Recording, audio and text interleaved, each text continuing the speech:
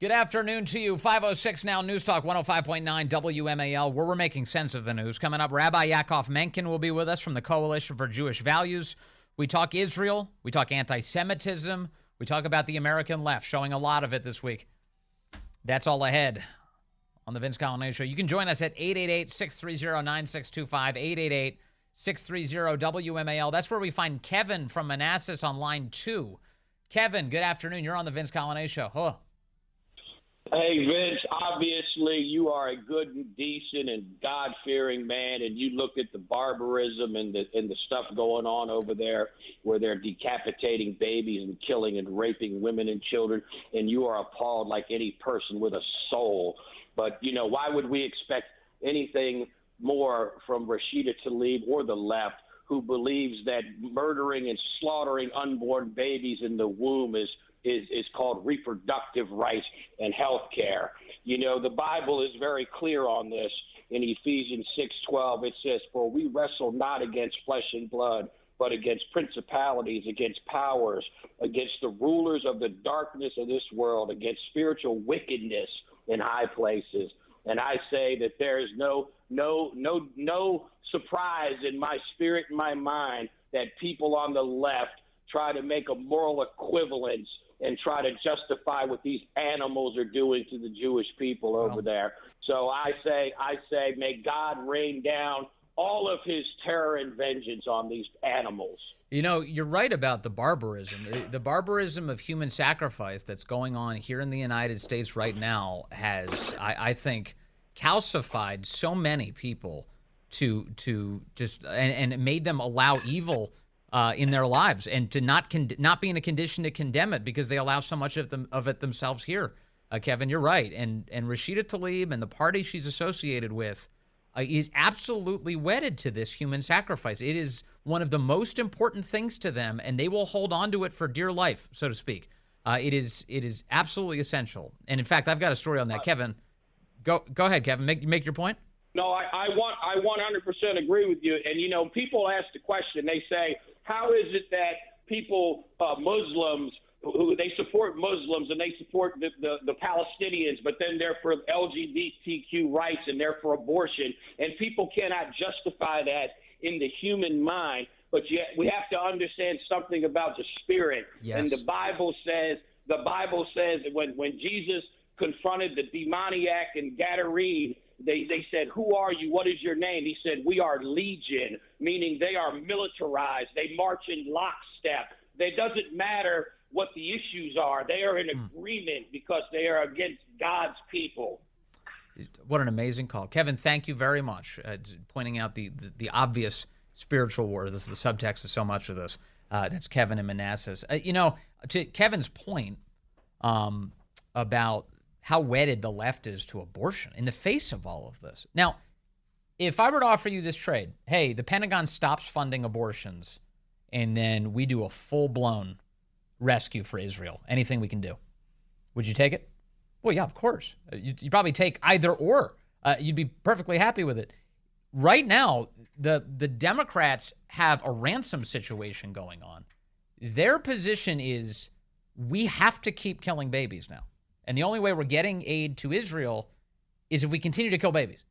Listen to this. This is the piece from Politico today. Headline: "The Senate is a problem in the Israel crisis. Democrats are fed up." As war breaks out in the Middle East, key ambassadorships in the region and top military promotions are languishing in the Senate. And some lawmakers say they've had enough. This is Politico.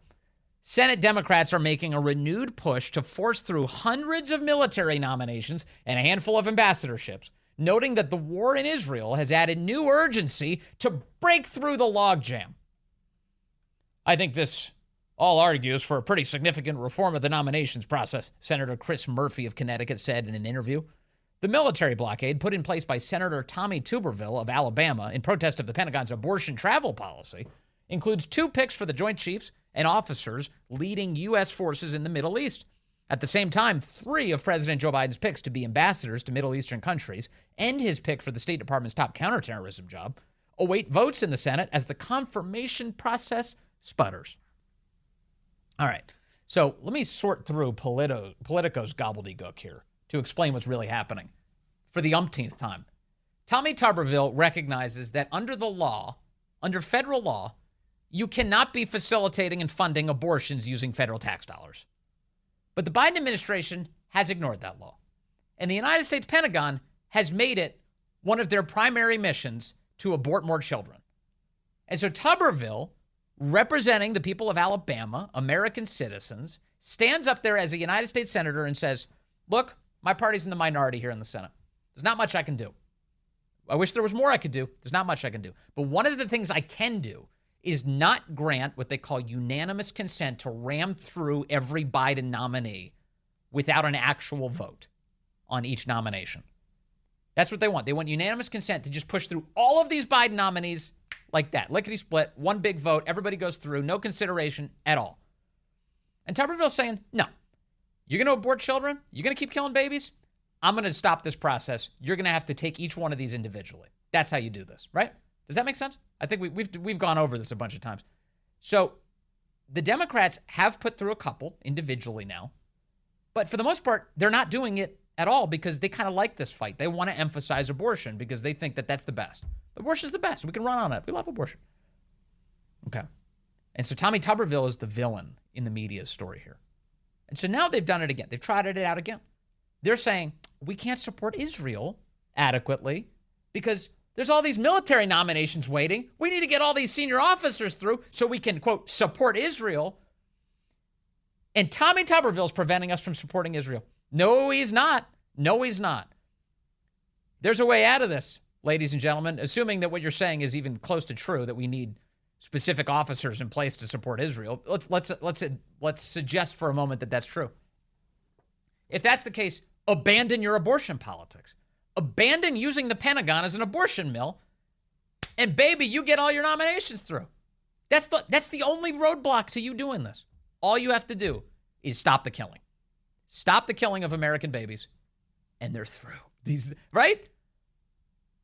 But no, in this environment, aid for Israel, support for Israel, standing for Israel is subsidiary to killing American babies. That's priority number one. That's what this story's about. So Politico, of course, has inverted all of this today to suggest that, well, Republicans are standing in the way of helping Israel. No, Democrats are standing in the way of helping Israel because that's how much they need abortion. Isn't it amazing? So that goes right to the point. This is actually happening. This is actually happening. And these Democrats never let a crisis go to waste, do they? Earlier this week, when the terror attack took place in Israel, one of the first reactions out of Washington is like, well, we've got to pass an Israel aid package. Of course, that's coming next. But the only way that's going to happen is we're going to link it to Ukraine aid. What do you mean you're going to link it to Ukraine? Why would we link it to Ukraine aid? Why can't you vote on those individually? What would be the point of linking it to Ukraine aid other than utter corruption? Break those apart. But that's not how Washington operates. They exploit the death of human beings for their own end. That's what Democrats are trying to do again this week. Let's go to Leo calling in from Colorado, as he does on line 7. Leo, good afternoon. You're on the Vince Coglianese Show. Leo, check 1, 2. See if Leo's there. Sorry, Vince. There you are. Go ahead, Leo. Thank you. Yeah, it sounds good having my own line dedicated to me. That's kind of cool. Yeah, baby. Hey, I have two major things. Mm-hmm.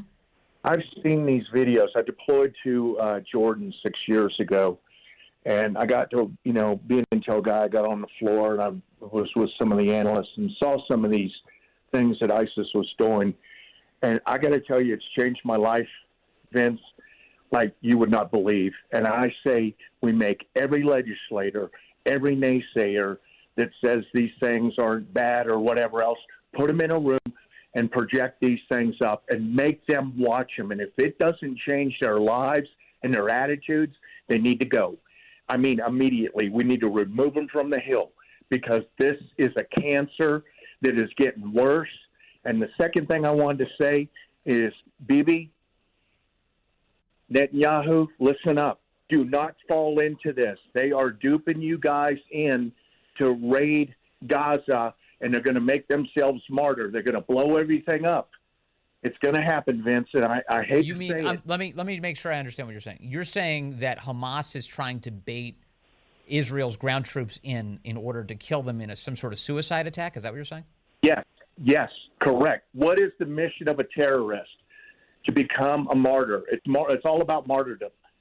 They do it to their own people. I mean, Leo, to your point, they do it to their own people. The civilians there in the Gaza Strip are killed because Hamas will use them as human shields intentionally in order to stage their military operations from behind them.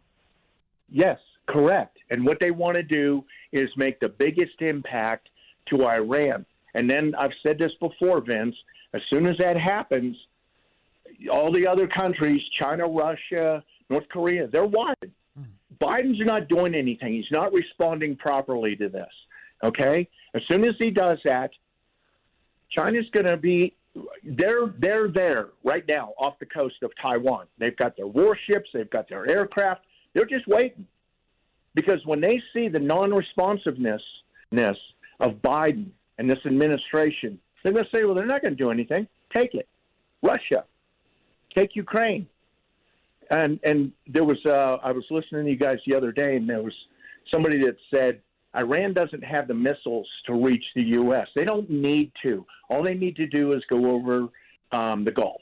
Okay, they're going to hit Kuwait, Qatar, and Saudi Arabia. And I'm worried, frankly, Leo, about the people who are here in the United States at the behest or funding of Iran to begin with. So forget missiles, just the idea of a terror attack here on our own soil, given the immense number of people who've come into our country who we have no idea about, is, I think, of a very high concern. Well, if you look at the open source, like Fox News or any of the other ones that are doing legitimate reporting down along the border, they're starting to get a heck of a lot more people coming from the Middle East with ties to that region. So they're sending their troops in. They've got terrorist cells here. The FBI was doing this years ago, Vince, and they have found terrorist cells. I've been dealing with terrorism since roughly 1984 in Europe, in Germany. Wow. When the general, I can't remember his name, doggone it, the Red Army faction shot an RPG into the back of his Mercedes-Benz on the Autobahn, and he had the foresight to put armor cladding in the back of the vehicle, and that's the only thing that saved him. So this has been around for a long time, right. And you cannot change. The only way to change the mind of a terrorist is to remove it. You fill in the blanks, how you remove it. Yeah, of course. It's bad. There was that reporting. I don't have it in front of me, but earlier this week, Bill Malugin had all those numbers of every country on planet Earth that has produced illegal immigrants that have come into the custody of Border Patrol just over the last few months. And among them, one of the countries that stood out to me with many thousands of people who have just poured across our border, Mauritania, the Islamic Republic of Mauritania. Now, Mauritania is a country that is still home to modern-day chattel slavery. People are literally traded, sold in slavery. I mean, we have unbelievable unknowns right now among the people who have crossed our border. Right, and they're willing to do anything. They came from the poorest of the poor, and I'll turn it over to you and let you get back to doing some other stuff. But I want to throw out a shout out to Tony Schaefer that I'm sending my resume to you, Tony, if you're still listening. So I want to get this guy. All right. We had the chance to serve together, but we've worked with some of the main higher ups. Very cool. James Woolsey and stuff. Cool. So, but, we got to keep our heads on a swivel now. The thing about if you see something, say something. I was always skeptical about that years ago because I thought now we're becoming a nation of reporting our own, but it harbors something. You have to pay attention to your surroundings. A lot of Americans do not. But that's the thing. So, Leo, this is the thing that drives me the craziest. Because we don't protect our own sovereignty, we don't secure our own borders, eventually, as a result of the chaos, Americans are then deprived of their own civil liberties as a means to bring us safety. That, in other words, the chaos only rewards the government because in the end, they get to be in charge and to exert a lot more control over our lives, given how unsafe they have made things. So that part of it drives me absolutely crazy because it means that our liberties are disappearing as a result of their bad decision making. Well, out here in Colorado, I mean, you got Denver, which is a big blue hub, okay? But you get out around Colorado Springs, where I'm at, okay? It's red.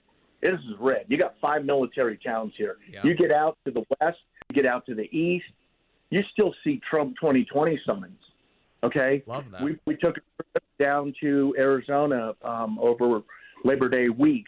I took the week off to take my grandson down and do some four-wheeling. And, I drove through New Mexico.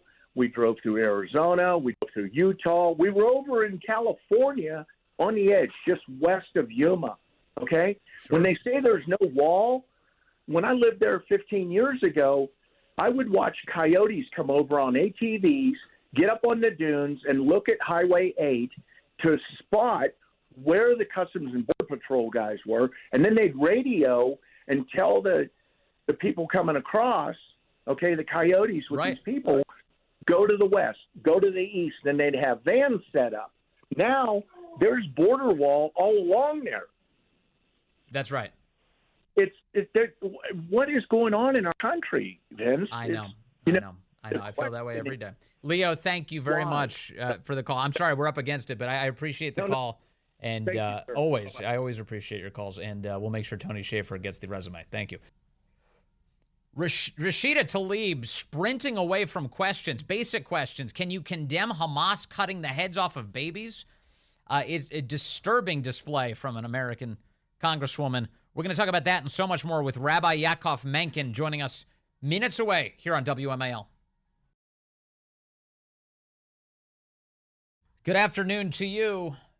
5:35 here on News Talk 105.9 WMAL, where we are making sense of the news. You can join us today, 888-630-9625, 888-630-WMAL.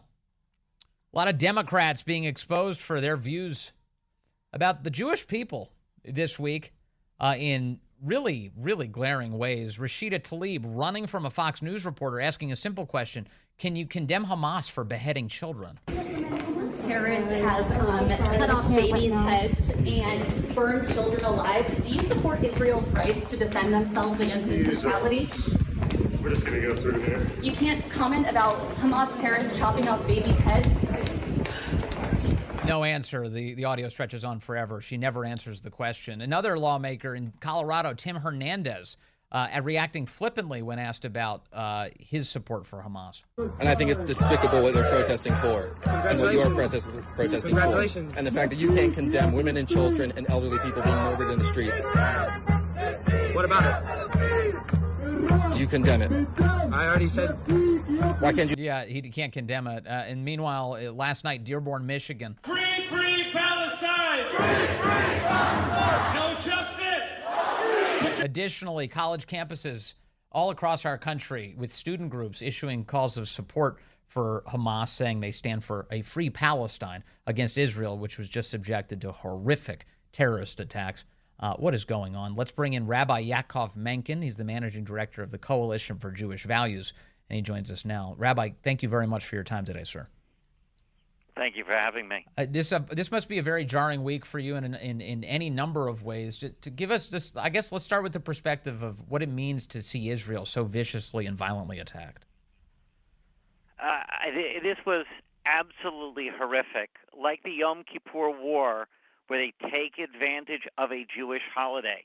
Talk about basic decency, the religious freedom, which is at the center of American values. They can't respect that. They have to do their, they want to do a surprise attack. They say, oh, good, let's attack them during a holiday when they're supposed to be with family and doing their observances. This is something where we in America, we have a 2-day holiday because we're outside the Holy Land of Israel. And so that meant that, we found out information started seeping in. People had non-Jewish friends who were telling them something horrible is going on in Israel. We didn't really know what the situation was or how bad it was. And then, just the death count kept going up and up and up. 1,200 people in a country of 9 million is now like more than 10 times the magnitude of 9/11. It's as if every member of society knows somebody who was killed over that weekend. And it is.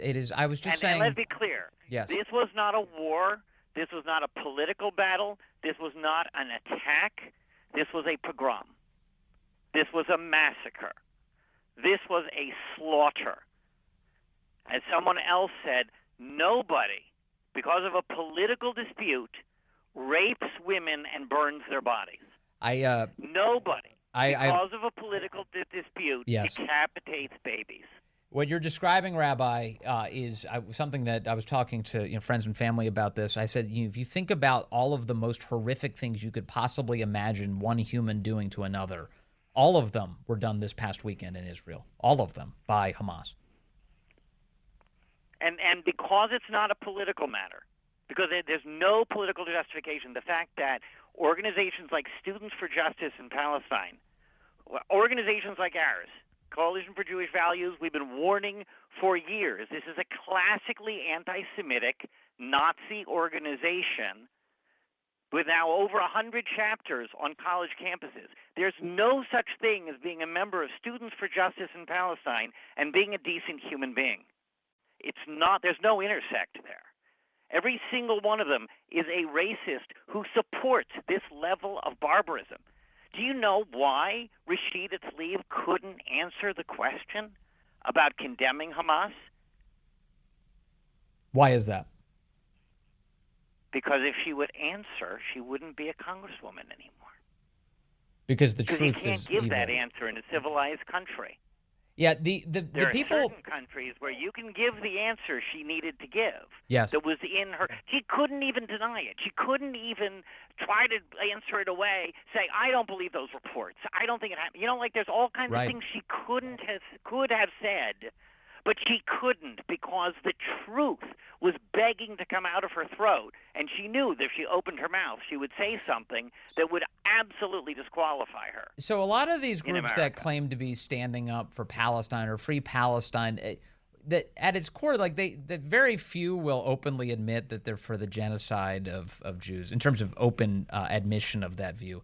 But the reality, which has come into very stark relief this week, is they're not for peaceful coexistence. It's not like they're sitting there going, man, let's figure out a way that everybody could live peacefully. Very clearly, there's a lot of sympathy for destroying the Jewish state of Israel. If they had any belief in coexistence and peace, they would be appalled and disgraced by what happened this weekend. They would not be backing Hamas. They would not be justifying and saying, oh, it's a response to that occupation, which the whole thing, the whole narrative is a lie from beginning to end. We can get back to that. Yes. But, of course, this is the end of coexistence. This is the end of peace with the so-called Palestinians. They have killed it. This is over. The Palestinian Authority, the Fatah movement, has backed Hamas and celebrated what they did. So everybody understands now. If you have a working brain, you understand that everyone in this so-called Palestinian Arab community is that is a community. I mean, obviously, they're great people there. They're great peace-loving people there. But as a body, as an organization, these are organizations committed not just to defeating Israel, but to genocide against the Jews. So what do you make? I want to ask you about some of the American organizations that are involved here. A number of Black Lives Matter chapters have signaled support for Hamas this week and against Israel. And it strikes me as interesting, to say the least, that you've got an American left characterized by Black Lives Matter, for instance, where they say things from time to time like, well, they're standing up against oppressors. They stand up for indigenous people. They want to fight back against people who have wrongfully oppressed and taken from the original people what is theirs, which is, I think, so hypocritical in light of what we're talking about this week. They're not standing up for the indigenous people of Israel. They're not standing up for Jews. They're calling for their destruction. How did that happen? Well, BLM from the outset has been bigoted against Jews. It really has.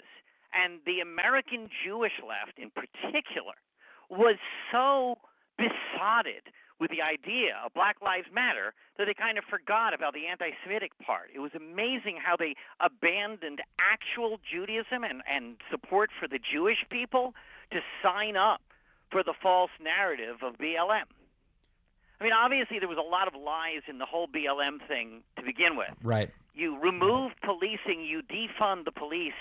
Black people are the people who lose the most because then they get shot by black criminals in some of the same black neighborhoods. Yes, exactly right. It's horrible. So this whole defund the police, I mean, look, I live in Baltimore. It's horrific what has happened in the black community post-Black Lives. But anyway. Totally. Well, Rabbi... It's been anti-Semitic from the outside. Rabbi... And then now we're finally recognizing it. That's all. I'm sorry I'm stepping on you. There may be some delay in our communication, but let me share something else with you. I see that the head of the Anti-Defamation League, a guy called Jonathan Greenblatt, who's supposed to be standing up for Jews, and I've seen him on TV these past few days, and he's been saying all the right things. He's standing up for Israel. He's pushing back against some of the tendency on the left to embrace some of this anti-Semitism.